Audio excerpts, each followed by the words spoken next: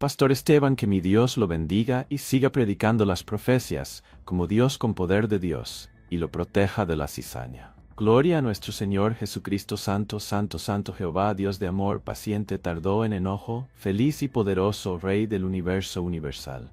Gracias, pastor, un bonito sermón, muy motivador. Saludos desde Pereira, Colombia, bendiciones. Amén. Hoy vamos a estudiar la lección número 10. Se encuentra en la página 165 de nuestro manual. Página 165. El título de la clase de hoy es El primer sello, el caballo blanco. Ahora, antes de entrar a estudiar el primer sello, voy a hacer un muy breve repaso de todo el panorama de los sellos. Como hemos estudiado, los capítulos 4 y 5 relatan la ascensión de Jesús al cielo y su inauguración como Rey del reino de la gracia y como nuestro sacerdote intercesor. Es decir, Apocalipsis 4 y 5 marcan el comienzo de los 7 sellos. Luego, cada uno de los 7 sellos describen eventos que ocurren en secuencia cronológica a través de la historia de la iglesia cristiana, culminando con el 7º sello, que tiene relación con la segunda venida, y luego entonces el rollo o el pergamino, después de romper el 7º sello, se abre durante los 1000 años para que los fieles de Dios puedan ver toda la historia del mundo, las decisiones que tomaron las personas dentro del curso de la historia, y finalmente después del milenio, ese mismo pergamino se le abrirá a los impíos para que ellos puedan entender que Dios fue justo en evaluar todos los casos. Así que, abuelo de pájaro, ese es el panorama de los 7 sellos. Así que ahora vamos a estudiar el primer sello. Y los que tienen el manual me pueden seguir, repito nuevamente, la página 165. Miremos en primer lugar el significado del primer sello. Es una síntesis o un resumen. El periodo del primer sello es paralelo al periodo de la primera iglesia. La primera iglesia es Éfeso. Es decir, el periodo de Éfeso y el periodo del primer sello son paralelos, cubren el mismo periodo de tiempo. El caballo blanco del primer sello representa las conquistas de la iglesia apostólica. Y el jinete que monta el caballo blanco representa a Cristo. Es decir, el caballo representa al pueblo y el jinete representa a Cristo. Ahora vamos a leer los versículos que describen el primer sello. Se encuentran en Apocalipsis 6 y el versículo 1 y el versículo 2. Vi cuando el Cordero abrió uno de los sellos y oí a uno de los 4 seres vivientes decir, como con voz de trueno, ven y mira. Y miré. Y he aquí un caballo blanco. El que lo montaba tenía un arco y le fue dada una corona. Salió venciendo y para vencer. Ahora, hay varios símbolos en estos versículos. En primer lugar, tenemos un caballo blanco. En segundo lugar, tenemos el jinete que monta el caballo. En tercer lugar, el jinete tiene una corona. En cuarto lugar, tiene también un arco y se sobreentiende que también tiene flechas, porque un arco sin flechas no funciona. Y luego está el símbolo de venciendo para vencer. Así que tenemos que interpretar los símbolos para entender qué nos está enseñando el mensaje del primer sello. Ahora, un principio muy importante que nos ayuda a descifrar el significado de los sellos es que cuando un pasaje no explica los símbolos, entonces tenemos que ir a otras partes de la Biblia que usan el mismo símbolo y que explican el significado del símbolo. En Apocalipsis 6 no se explica qué representa el caballo, ni qué representa el jinete, ni qué representa la corona. Sencillamente menciona esas cosas. Tenemos que ir a otras partes de la Biblia que usan los mismos símbolos con el fin de descifrar o determinar el significado de cada símbolo. Así que vamos en la página 166 a Zacarías 10 y los versículos 3 al 6. Y vamos a encontrar en este pasaje algo muy interesante. Allí se compara a Judá, que es el pueblo de Dios en el Antiguo Testamento, con un caballo que cabalga a la batalla para vencer al enemigo. Es decir, el caballo representa a Judá, el pueblo de Dios en el Antiguo Testamento, que va contra el enemigo para batallar contra el enemigo y vencerlo. Vamos a leer Zacarías 10, 3 al 6. Contra los pastores se ha encendido mi enojo, dice Dios, y castigaré a los jefes. Pero Jehová de los ejércitos visitará su ¿qué? Su rebaño. ¿Y cuál es su rebaño? ¿La qué? La casa de Judá. Y los pondrá como su ¿qué? Judá entonces se representa como el ¿qué? Como su caballo. Una mejor traducción de caballo de honor sería caballo real. Y luego dice en la guerra. Es decir, el caballo va a la guerra. Versículo 4. De él saldrá la piedra angular. De él la clavija, de él el ¿qué? El arco, ¿ve? Lo mismo que en el primer sello, el arco de la guerra, de él también todo apremiador. Y serán como valientes que en la batalla huellan al enemigo en el lodo de las calles y pelearán, porque Jehová estará con ellos, y los que cabalgan en caballos serán avergonzados, porque yo fortaleceré la casa de Judá y guardaré la casa de José y los haré volver, porque de ellos tendré piedad y serán como si no los hubiera desechado, porque yo soy Jehová su Dios y los oiré. ¿Qué representa entonces el caballo?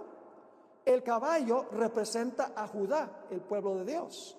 Noten que aquí también se menciona el arco de guerra y se menciona al pueblo que sale para batallar y para vencer al enemigo. Así que por ahora lo que quiero que nosotros entendamos es que el caballo blanco representa al pueblo de Dios y el jinete que monta el caballo o dirige el caballo es un símbolo de Cristo Jesús. Eso lo vamos a ver más adelante. Vamos a leer esta cita de Elena White que se encuentra en la mitad de la página del manual sobre este simbolismo del Antiguo Testamento. Dice así: Dios deseaba, que su pueblo saliera, ¿qué cosa? Venciendo y para vencer. ¿Es esa la misma expresión que aparece en el primer sello, sí o no? ¿Qué dice el primer sello? Dice, y salió venciendo y para ¿qué? Y para vencer. La hermana White dice, Dios deseaba que su pueblo saliera venciendo para vencer. Así que el primer caballo representa el pueblo de Dios. Elena White también explicó que el caballo blanco representa las conquistas de la iglesia remanente al final de la historia. Noten esta cita que encontramos en Profetas y Reyes, página 535. Revestida de la armadura de la justicia de Cristo, la iglesia entrará en su conflicto final. La iglesia va a tener una guerra al final de la historia, una batalla, ¿sí o no? Muy grande. Así que dice, revestida de la armadura de justicia de Cristo, la iglesia entrará en su conflicto final.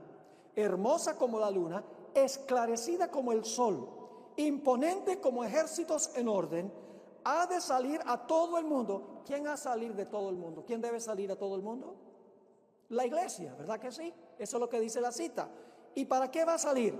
Dice, ha de salir a todo el mundo venciendo para vencer. ¿Es la misma expresión que encontramos en el primer sello? ¿Sí o no? Claramente el caballo blanco representa a la iglesia que sale para batallar contra el enemigo, contra Satanás y sus huestes, con el fin de ganar la victoria. Ahora, Elena White también escribió que el jinete del primer caballo es Cristo Jesús. ¿Quién dirige a la iglesia? Yo pregunto, ¿el caballo dirige al jinete o el jinete al caballo? Es una pregunta medio tonta, ¿verdad que sí? Porque sabemos que el jinete es el que dirige el caballo. El caballo es la iglesia, pero el jinete que dirige el caballo es ¿quién? Es Cristo Jesús. Noten esta cita del Espíritu Profecía que se encuentra en el manuscrito 151 de 1899. El asunto de la batalla no depende de la fortaleza del hombre mortal. Jehová saldrá como gigante y como hombre de guerra despertará celo, gritará, voceará, se prevalecerá sobre sus enemigos con el poder de aquel que cabalga venciendo y para vencer. El hombre débil y finito puede ganar la victoria. Es decir, con la ayuda del jinete, el caballo va a ganar ¿qué cosa? Va a ganar la victoria. Así que el jinete es Cristo y la iglesia es el caballo que va a la batalla. Ahora Jesús cumple su obra por medio de su pueblo. El jinete y el caballo en realidad están unidos, ¿sí o no? No todo individuo puede montar un caballo. Después de un tiempo, el jinete y el caballo es como si se volvieran ¿qué? Como si se volvieran uno. Ahora fíjense esta cita del libro Cole Porter Ministry, página 155. Los obreros de Dios deben ganar una experiencia mucho más profunda. Si le entregan todo a Dios, ¿qué va a pasar con los obreros si le entregan todo a Dios? Él, ¿quién? Jesús, obrará poderosamente en su favor. Plantarán el estandarte de la verdad. ¿Quiénes usan estandartes?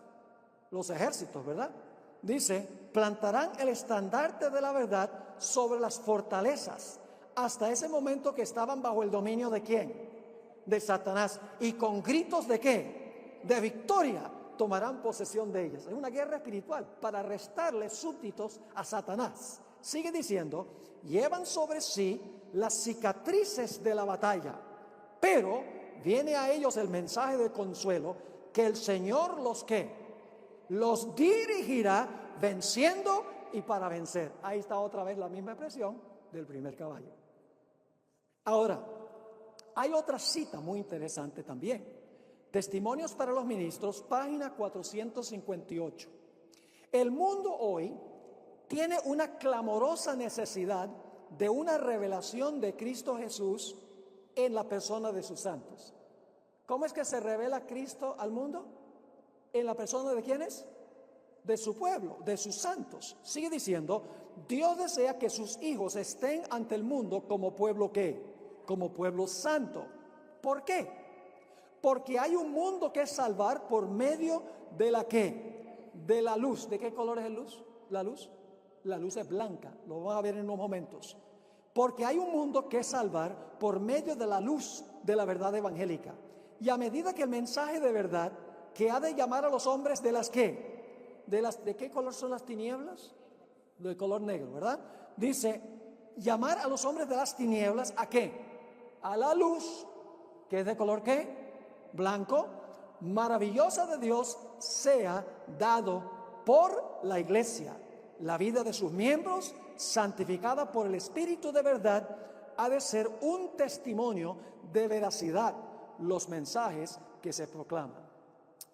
Ahora, la Biblia usa varios símbolos para ilustrar la relación íntima entre Cristo y su pueblo. Aquí tengo 4 ejemplos. La Biblia dice que Cristo es la ¿qué? Cristo es la cabeza y la iglesia es su cuerpo. Yo les pregunto, ¿qué es más importante, la cabeza o el cuerpo? Las dos cosas son indispensables. Pero ¿cuál es la capital del cuerpo? Que maneja todas las operaciones del cuerpo. La cabeza. Pero la cabeza y el cuerpo son uno. ¿Están unidos? Claro que sí. Así es con Jesús y su pueblo, el caballo y el jinete. En segundo lugar, el pastor y sus ovejas. ¿Qué pasaba cuando venía un león contra uno de los corderos de David? ¡Oh! Se levantaba David para atacar al oso o el león, porque el que se metía con su cordero se metía con él. Cristo es el buen pastor de la iglesia. ¿Qué pasa cuando la gente persigue a su iglesia? Le están persiguiendo a Jesús porque son uno. Jesús es el esposo y la iglesia es su esposa. Y la Biblia dice que el esposo y la esposa son ¿qué? Uno. Una carne. Y luego tenemos la ilustración de un rey soberano y sus súbditos. En la antigüedad, un rey poderoso hacía un pacto con un rey más débil y le decía a ese rey débil, mira, yo te voy a proteger, pero tú me eres fiel a mí.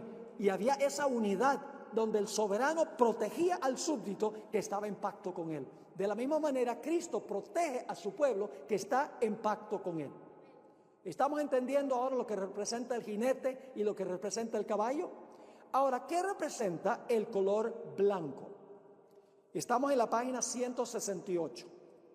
Los futuristas o dispensacionalistas tal vez no conozcan esa terminología, en realidad son mayormente pentecostales y evangélicos que creen en el rapto de la iglesia antes de la tribulación final.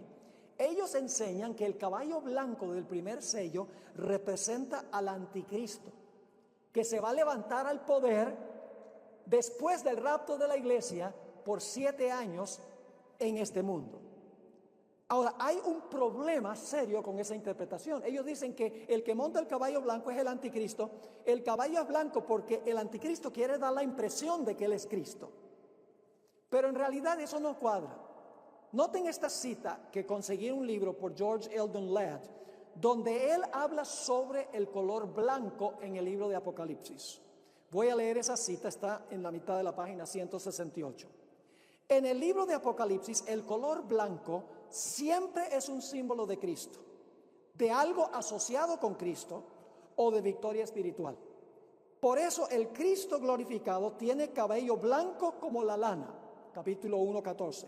Los fieles reciben una piedrecita blanca con un nuevo nombre escrito, Apocalipsis 2:17. Han de ataviarse de vestiduras ¿qué? Blancas, Apocalipsis 3, 4 y 5 y 18. Los 24 ancianos están vestidos ¿de qué? De blanco, capítulo 4 y versículo 4. Se les dan a los mártires mantos ¿qué? Blancos, capítulo 6 y el versículo 11. Al igual que a la multitud que nadie podía contar, también se les dan mantos blancos, Apocalipsis 7, 9 y 13. Al Hijo del Hombre se le ve sentado sobre una nube ¿qué? Blanca, Apocalipsis 14, 14. Retorna en un caballo ¿de qué color? Blanco, acompañado por los ejércitos del cielo vestidos ¿de qué color? De blanco y montando caballos blancos, capítulo 19, 11 y 14. Y a Dios se le ve en el juicio final sentado sobre un trono blanco. El color blanco en Apocalipsis no representa al anticristo. El color blanco siempre es un símbolo que está relacionado con Cristo Jesús. Ahora, ¿qué representa el color blanco? El color blanco en la Biblia es símbolo de pureza, símbolo de pureza. Tenemos, por ejemplo, el salmista en el Salmo 51:7 dice, purifícame con hisopo y seré ¿qué? Y seré blanco, porque el color blanco es el color de la pureza. Y en Isaías, el capítulo 1 y el versículo 18 dice, aunque vuestros pecados fueron como grana, serán ¿qué? Blancos como la nieve. Es decir, el color blanco representa pureza. Es decir, la iglesia apostólica era una iglesia pura en doctrina y en conducta. Yo pregunto, ¿la iglesia apostólica era una iglesia limpia, pura, una iglesia con un estilo de vida plenamente cristiano? Absolutamente. Pero no solamente el color blanco representa pureza. Por otro lado, el color blanco también representa la luz. Porque la luz ¿de qué color es? La luz es de color blanco. ¿Y qué representa la luz en la Biblia? En la Biblia, la luz representa la palabra de Dios. Está relacionado con Cristo. Cristo es la luz en persona. Su palabra es la luz de Jesús escrita.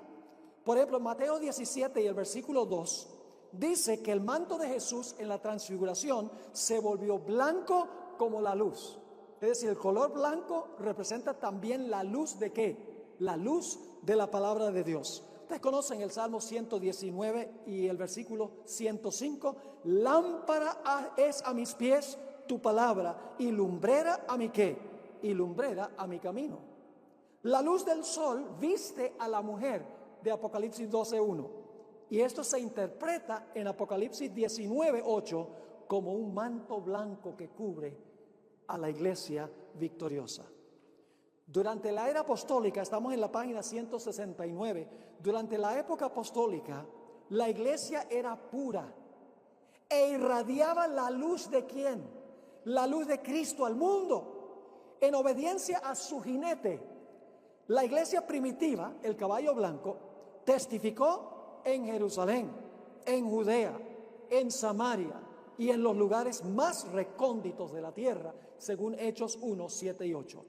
La iglesia ganó victoria tras victoria y el evangelio llegó a abarcar a todo el imperio romano en una sola generación.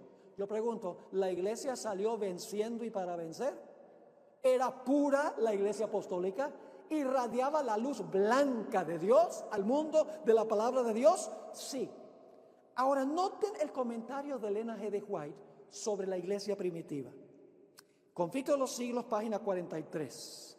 No hay duda de que los cristianos primitivos fueron un pueblo que peculiar. Su conducta intachable, significa que eran puros, ¿verdad? Su conducta intachable y su fe inquebrantable constituían un reproche continuo que turbaba la paz del pecador. Aunque pocos en número, escasos de bienes, sin posición ni títulos honoríficos, aterrorizaban a los obradores de maldad, a donde quiera que fueran conocidos su ¿qué? Su carácter y sus doctrinas. El carácter es su conducta y las doctrinas son sus enseñanzas. La iglesia era pura en su conducta y en irradiar la luz blanca de Dios. Sigue diciendo, por eso los odiaban los impíos, como Abel fue aborrecido por el impío Caín. Por el mismo motivo que tuvo Caín para matar a Abel, los que procuraban librarse de la influencia refrenadora del Espíritu de Dios daban muerte a los hijos de Dios. Por ese mismo motivo los judíos habían rechazado y crucificado al Salvador. Es a saber, porque la ¿qué? Porque la pureza y la santidad del carácter de éste constituían una reprensión constante para su egoísmo y corrupción. Desde el tiempo de Cristo hasta hoy, sus verdaderos discípulos han despertado el odio y la oposición de los que siguen con deleite los senderos del mal. Es decir, Cristo el jinete monta el caballo blanco, la iglesia apostólica sale venciendo y para vencer, restándole muchedumbres de súbditos de Satanás y uniéndolos al ejército de Cristo Jesús. Una iglesia pura, una iglesia que irradiaba la luz blanca de Cristo Jesús. Ahora, el jinete tenía también un arco, ¿ve? Noten lo que representa el arco. Segunda de Reyes 13 y el versículo 17. Noten lo que representa el arco y las flechas. Dice allí en Segunda de Reyes 13 y el versículo 17, y dijo, abre la ventana que da al oriente. Y cuando él la abrió, dijo Eliseo, tira. Y tirando él, dijo Eliseo, saeta de salvación de Jehová y saeta de salvación contra Siria, porque herirás a los sirios en Afec. ¿Hasta qué cosa? Hasta consumirlos. Es decir, el arco y las flechas se usan en la guerra para vencer al enemigo. El caballo blanco salía montado el jinete sobre el caballo blanco a la batalla para vencer. Pero ¿cuál era el arma que se usaba para vencer al enemigo? Un arco y flechas. Ahora la pregunta clave es, ¿qué representa el arco y las flechas? Note lo que dice Hechos de los Apóstoles, página 37. Los argumentos de los apóstoles por sí solos, aunque claros y convincentes, no habrían eliminado el prejuicio que había resistido tanta evidencia. Pero el Espíritu Santo hizo penetrar los argumentos en los corazones con poder divino. Ahora escuchen con cuidado. Las palabras de los apóstoles eran como... ¿qué es lo que dispara saetas? Un arco, ¿verdad que sí? Eran como saetas agudas del Todopoderoso que convencían a los hombres de su terrible culpa por haber rechazado y crucificado al Señor de gloria. ¿Cuál es el arma que usaba la iglesia primitiva para vencer, para salir venciendo y para vencer? El arco y las flechas. ¿Y cuáles eran las flechas? Las palabras de los apóstoles eran como saetas agudas. Su predicación era el arma. Noten Hechos, el capítulo 2 y el versículo 37. Después que el apóstol Pedro predicó su sermón en el día del Pentecostés, dice que los que estaban presentes, al oír esto, se compungieron de corazón. En realidad en el griego dice que fueron cortados de corazón. Porque la saeta penetró, en otras palabras. Y dijeron a Pedro y a los otros apóstoles, varones hermanos, ¿qué haremos? Y entonces Pedro dice, bueno, lo que tienen que hacer es arrepentirse, bautizarse para perdón de pecados y recibirán el don del Espíritu Santo. La hermana White también tiene algunas explicaciones sobre lo que representan las saetas, el arco y las flechas. Note lo que dice en El deseo de todas las gentes, página 79. Dios no envía mensajeros para que adulen al pecador. No da mensaje de paz para arrullar a una seguridad fatal a los que no están santificados. Impone pesadas cargas a la conciencia del que hace mal y atraviesa el alma ¿con qué cosa? Con flechas de convicción. La predicación es como una flecha que trae convicción. Tenemos también en el libro Obreros Evangélicos, página 157, las palabras de Cristo eran como ¿qué? Como agudas saetas que iban al blanco y herían los corazones de sus oyentes. Cada vez que se dirigía a la gente, fuese su auditorio grande o pequeño, sus palabras tenían efecto salvador sobre el alma de alguno. Y luego en otra cita, Palabras de vida del Gran Maestro, página 123, Elena White escribió en cuanto a los fariseos: el fariseo no sentía ninguna convicción de pecado. El Espíritu Santo no podía obrar en él, porque el fariseo se consideraba bueno. Así que cuando oía la predicación, él decía: ¿para qué yo tengo que cambiar si yo ya soy perfecto? Así que dice, el fariseo no sentía ninguna convicción de pecado. El Espíritu Santo no podía obrar en él. Su alma estaba revestida de una ¿qué? De una armadura de justicia propia que no podía ser atravesada por las aguzadas y bien dirigidas saetas de Dios arrojados por manos angélicas. Entonces, ¿qué representa el arco y las flechas? Es el arma que usaron los apóstoles, los que pertenecieron a la iglesia primitiva, para vencer, para salir venciendo y para vencer. Predicaban la palabra y era como una saeta que iba y traía convicción al corazón y le restaba súbditos al reino de Satanás. Pero también en el primer sello está el símbolo de la corona. La palabra corona que se usa aquí es la palabra Stéphanos, con ciertas excepciones, como hemos notado ya cuando hablamos sobre la visión introductoria. La corona Stéphanos se le daba a un vencedor después de una lucha o después de una batalla. Generalmente, no siempre, pero en la mayoría de los casos, la corona que se menciona en el primer sello es la corona de alguien que ha estado en una lucha o en una carrera, ha ganado la victoria y se le da una corona. Noten Apocalipsis 2 y el versículo 10. Y nosotros sabemos que esta es la corona del vencedor, por la sencilla razón de que dice que este caballo sale venciendo. ¿Y para qué? Y para vencer. Noten Apocalipsis 2:10. No temas en nada lo que vas a padecer. ¿Va a haber una lucha, sí o no? Sí. He aquí, el diablo echará a algunos de vosotros, ¿a dónde? En la cárcel, para que seáis probados, y tendréis tribulación por 10 días. Sé fiel hasta la muerte, y yo te daré la corona de la vida. Es decir, el que persevera, gana la corona. Yo pregunto, ¿los apóstoles y los que se unieron al movimiento cristiano, se les prometió una corona de vida? ¿Cómo no? Noten Santiago 1 y el versículo 12, varios textos sobre la corona. Santiago 1:12. Bienaventurado el varón que soporta la ¿qué? La tentación. Porque cuando haya resistido la prueba, es decir, cuando ha pasado por la lucha y ha ganado la victoria, ¿qué va a recibir? Recibirá la corona, el Stéphanos de vida que Dios ha prometido a los que lo aman. Es una iglesia victoriosa, por eso es que tiene la corona. Según Timoteo 4, 7 y 8, aquí el apóstol Pablo está al final de su vida, está por ser decapitado por el emperador Nerón. Y fíjense lo que dice el apóstol Pablo al final de su vida. He peleado ¿qué? La buena batalla. Interesante, ¿verdad? El apóstol Pablo vivió en la época del caballo blanco. Él predicó y salió venciendo para vencer. Muchísima gente se unió a la iglesia a través del ministerio de Pablo. ¿Cómo no? He peleado la buena batalla. He acabado la carrera. He guardado la fe. Por lo demás, me está guardada ¿qué cosa? Por como peleé y gané, me está guardada la corona de justicia, la cual me dará el Señor, juez justo, en aquel día, y no solo a mí, sino también a todos los que ¿qué? A todos los que aman su venida. Y un pasaje más sobre la corona, 1 Corintios 9, 24 al 27. Aquí está hablando el apóstol Pablo de las carreras que se corrían en los Olímpicos, ahí en Roma, y lo está comparando con la vida cristiana.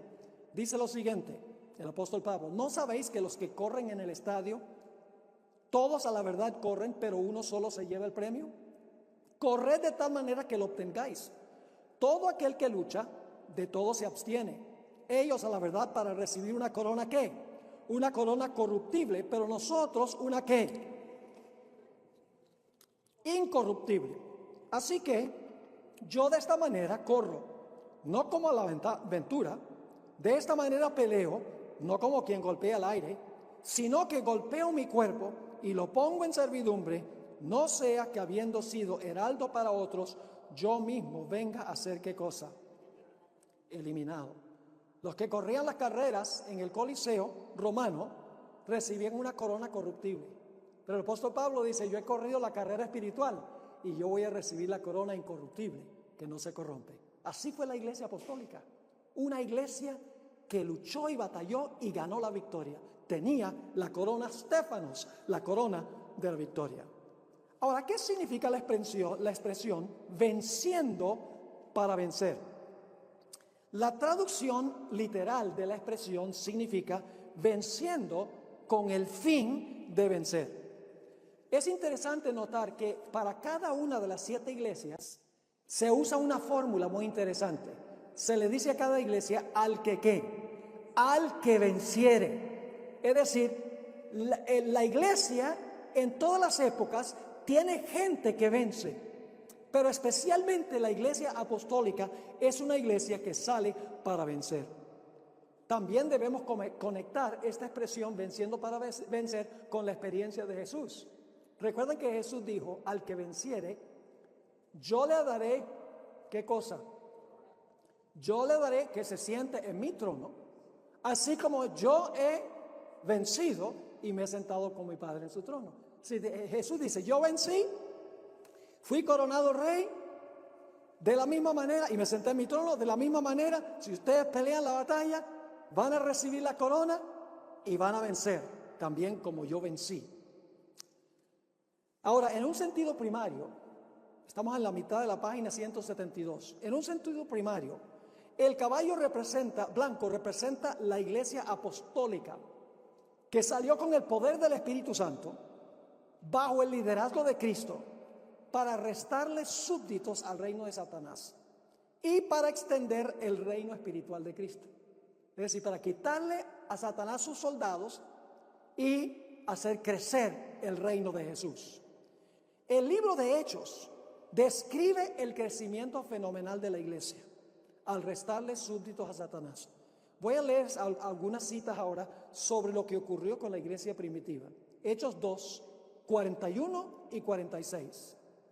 Este es en el día del Pentecostés. Pedro predica un solo sermón. Con el arco tira la flecha de la palabra. ¿Produjo fruto? ¿Le restó a Satanás un montón de súbditos? ¿Cómo no? Dice: así que los que recibieron su palabra fueron bautizados. Y se añadieron aquel día, ¿como qué? 3,000 personas. Ese es el versículo 41. Y el versículo 46 dice: y el Señor añadía cada día, ¿a dónde? A la iglesia los que habían de ser salvos. 3,000 en un solo día, como resultado de la predicación de la palabra. En Hechos 4:4, un poco después, no son 3,000. Dice: pero muchos de los que habían oído la palabra, fíjense, estas son las flechas, ¿verdad que sí? Muchos de los que habían oído la palabra creyeron. Y el número de los varones era como 5,000. Satanás está perdiendo gente que da miedo. ¿Cómo no? Las saetas están encontrando su blanco. La gente se está convirtiendo. La gente está recibiendo a Cristo como Salvador. Muchedumbres están abandonando la falsa religión. Y fíjense lo que dice Hechos, el capítulo 6 y el versículo 7. Y crecía la palabra del Señor. Y el número de los discípulos se multiplicaba grandemente en Jerusalén. También muchos, no solamente entre los laicos, sino también muchos de los de los sacerdotes obedecían a la fe. ¿Salió la iglesia primitiva venciendo y para vencer? Oh, claro que sí. Era una iglesia pura, que irradiaba la luz de Cristo, que seguía las direcciones del jinete, que le restó miles de súbditos a Satanás. ¿Cómo no? Ese es el caballo blanco. Es más, en una sola generación, el evangelio fue a todo el mundo de esa época. Vamos a leer aquí algunos versículos. Colosenses 1, el versículo 6 y el versículo 23. Lo estoy leyendo estos tres textos de la Nueva Versión Internacional porque es un poco más fácil de comprender. Dice el apóstol Pablo, este evangelio está dando fruto y creciendo ¿dónde? Y creciendo en todo el mundo, como también ha sucedido entre ustedes desde el día en que supieron de la gracia de Dios y la comprendieron plenamente. Versículo 23. Este es el evangelio que ustedes oyeron y que ha sido proclamado ¿a dónde? En toda la creación debajo del cielo, y del que yo, Pablo, he llegado a ser servidor. ¿A cuántos lugares fue el evangelio? A todo el mundo, dice el apóstol Pablo, en toda la creación debajo del cielo, en una sola generación. Noten Romanos 1 y el versículo 8. Dice el apóstol Pablo, en primer lugar doy gracias a Dios por medio de Jesucristo por todos ustedes, pues en el mundo entero se habla bien de su fe. Nuevamente fue un mensaje que alcanzó a todo el mundo en esa sola generación. Hechos 17 y el versículo 6. Pero como no los encontraron, arrastraron a Jasón y a algunos otros hermanos ante las autoridades de la ciudad, y fíjense lo que los enemigos dicen, gritando, estos que han trastornado ¿qué? El mundo entero han venido también acá. La hermana White tiene un comentario muy interesante. Hechos de los Apóstoles, página 474. Los discípulos cumplieron la comisión que Cristo les dio. A medida que esos mensajeros de la cruz salían, es una palabra que se usa en el primer sello, salió venciendo y para vencer. De la cruz salían a proclamar el evangelio, esas son las flechas, ¿verdad? A proclamar el evangelio, se manifestaba tal revelación de la que, de la gloria de Dios. La gloria tiene que ver con luz, ¿sí o no? ¿Están irradiando la luz blanca? ¿Cómo no? Como nunca antes habían visto los mortales. Por medio de la cooperación del Espíritu Divino, los apóstoles realizaron una obra que conmovió ¿a cuántos lugares? Al mundo. El evangelio fue llevado a toda nación en una sola generación. ¿Cómo les parece? Impresionante. ¿Están entendiendo lo que representa el primer sello? Es la iglesia apostólica. Cristo es el jinete que dirige a la iglesia, o la cabeza del cuerpo que dirige a la iglesia. El caballo representa a su pueblo. El caballo o su pueblo es blanco porque es puro, porque irradia la luz de Jesús. Y la arma que usan para vencer, venciendo para vencer, es el arco con las flechas de la verdad, de la palabra de Dios, que alcanzan hasta el corazón, compujen y convierten al ser humano. Y como resultado, muchedumbres están saliendo del judaísmo y del paganismo y uniéndose a la iglesia cristiana. Es una iglesia que tiene una corona de victoria, que a pesar de las pruebas, vence a el territorio del enemigo. Pero al final del libro de Apocalipsis nos encontramos nuevamente con el caballo blanco. Ahora, para esto nosotros necesitamos entender algo muy importante. El siguiente párrafo, a pie de la página 173, para los que tienen el manual, es crucialmente importante. Durante la dispensación de la iglesia cristiana, es decir, este tiempo, la iglesia fiel libra ¿qué clase de guerra? No usamos ametralladoras. No vamos a la gente y decir, bueno, te voy a... No. ¿Usamos qué clase de armas? Es una guerra espiritual. ¿Contra qué clase de enemigos? De enemigos espirituales. ¿Con qué clase de armas? Armas espirituales. ¿Cuál es el arma principal? La espada. La espada del espíritu. ¿Y qué más? El arco y las flechas. Muy bien. Así que la iglesia de ahora libra una guerra espiritual contra enemigos espirituales No contra carne y sangre, sino contra ¿qué? Principados y potestades, como dice Pablo, con armamento ¿qué? Espiritual, en un territorio del enemigo ¿qué? Espiritual, que es todo el mundo. Ahora, ¿cuál es el armamento que tienen los cristianos? ¿Han leído el libro de Efesios, el capítulo 6? Dice Jesús, vestidos, a través de Pablo, vestidos de toda la ¿qué? De toda la armadura de Dios. Y luego habla de la espada, habla del casco, habla de los pies, etcétera. Pero no significa que debemos ir a comprar un casco. La armadura es espiritual. Las armas son espirituales, los enemigos son espirituales, la conquista es espiritual, el enemigo es espiritual.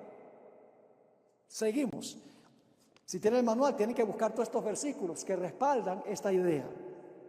Los soldados de Jesús procuran, escuchen bien, persuadir a los soldados del enemigo que se unan a las filas de ¿quién? Que se unan a las filas de Jesús. ¿Saben cuál es el papel? Decirle, miren, ustedes están con el perdedor. ¿Saben que con el que ustedes están, Satanás no ha ganado nunca ni una? Ustedes están en el ejército perdedor. Entonces, ahora los invitamos a ustedes a que deserten el ejército del perdedor y que se unan al ejército del ganador. Esa es nuestra misión. Ahora, en Apocalipsis 19, encontramos de nuevo al caballo blanco. Vayan conmigo a Apocalipsis 19 y vamos a leer el versículo 11. Versículo 11 y vamos a leer hasta el versículo 14. 11 al 14, Apocalipsis 19. Ya esto está describiendo la segunda venida de Jesús, ¿ok? El caballo blanco en el primer sello es la iglesia apostólica, principio de la era cristiana. Lo que vamos a leer ahora es la segunda venida de Jesús ya al final de los sellos. Si están conmigo o no. ¿Qué ha estado haciendo la iglesia durante todo el tiempo de los sellos? Los fieles han salido ¿qué? Venciendo y para vencer, para quitarle súbditos a Satanás. Ahora fíjense lo que dice el versículo 19, versículo 11. Y vi el cielo abierto, y he aquí un caballo ¿qué? Blanco. ¿Y había un jinete en el caballo blanco? Sí. Y el que estaba sentado sobre él era llamado Fiel y Verdadero, el cual con justicia juzga y pelea. Otra vez tenemos un caballo blanco con un jinete y viene a hacer ¿qué? A juzgar y ¿a qué? A pelear. Y luego dice, y sus ojos eran como llama de fuego, y había en su cabeza muchas diademas. Esa diademas es la palabra diadema en griego, que significa la corona del rey. Ya esta no es Estéfanos, la corona del vencedor, porque ahora Cristo va a tomar el reino, es el rey. Así que dice, sus ojos eran como llama de fuego, y había en su cabeza muchas diademas, y tenía un nombre escrito que ninguno entendía sino él mismo. Y estaba vestido de una ropa teñida en sangre. Y su nombre es llamado, ¿qué cosa? El Verbo de Dios. ¿Quién es este? Este es Cristo Jesús, en su segunda venida. Y luego dice en el versículo 14, fíjense, no viene solo. Dice, y los ejércitos que están en el cielo, ¿qué? Le seguían en caballos blancos, vestidos de lino finísimo, blanco y limpio. ¿Quiénes son esos que están montando los caballos blancos que vienen como un ejército junto con el que está sentado en el caballo blanco? ¿Quiénes son esos? Es la hueste angélica. Ahora vamos otra vez al manual. Estamos en la página número 174, página 174. Hasta ese momento el pueblo de Dios ha peleado una batalla espiritual, tratando de restarle súbditos al reino de Satanás, con armas espirituales, en territorio espiritual, contra enemigos espirituales. Pero Apocalipsis 19 describe el momento de la segunda venida literal de Jesús con los ejércitos del cielo. ¿Y por qué vienen? Ya en el momento cuando se rompe el séptimo sello. Vamos a anotar aquí en el manual donde dice en su venida. En su venida Jesús montará sobre su caballo blanco. Y entonces Dios dará respuesta a los clamores de los mártires que suplicaron para que Dios les hiciera justicia y los vengara de manos de sus enemigos. Apocalipsis 19, 11 al 21, no leímos todo el pasaje, describe una guerra que ya no es una guerra nuestra espiritual, sino es una guerra literal donde Cristo viene literalmente con los ángeles al final de la historia. Y esta batalla es entre ¿quiénes? Entre Jesús y los ejércitos celestiales. Y en el otro lado están ¿quiénes? Al final del capítulo 19. La bestia, el falso profeta y ¿qué? Y los reyes de la tierra. Ya esto lo estoy trayendo a colación porque esto es al final ya de los 7 sellos. Esto está describiendo el 7º sello. Más adelante vamos a hablar más específicamente de este momento. Ahora vamos al siguiente párrafo. Después que haya caído la lluvia tardía, ¿han oído hablar de la lluvia tardía? El poder del Espíritu Santo sin límites que será derramado sobre los fieles de Dios. Y se haya proclamado ¿qué cosa? El fuerte clamor de Apocalipsis 18 que dice: Babilonia cayó, salgan de ello, pueblo mío. El diablo va a estar bien contento cuando muchedumbres salgan de las iglesias, ¿verdad? Y se unan a la iglesia de Dios. Satanás va a estar bien contento, ¿sí? Satanás va a estar furioso, como pasó con la iglesia primitiva. Ahora escuchen. Después que haya caído la lluvia tardía, se haya proclamado el fuerte clamor, el mundo entero estará de un lado u otro del conflicto. En el lado de Dios estarán los que siguen ¿a quién? Al Cordero, y en el otro lado los que siguen a la bestia. Los fieles tendrán el sello ¿de quién? El sello de Dios, y los infieles tendrán ¿qué? La marca de la bestia. En ese momento se va a cerrar la puerta de la gracia y Satanás tendrá completo control de los impenitentes. Hermanos y hermanas, fue terrible lo que sucedió aquí en El Paso y en Dayton, Ohio, y está pasando en muchos sitios. Es señal de que Dios está retirando su Espíritu Santo del planeta, pero no hemos visto nada.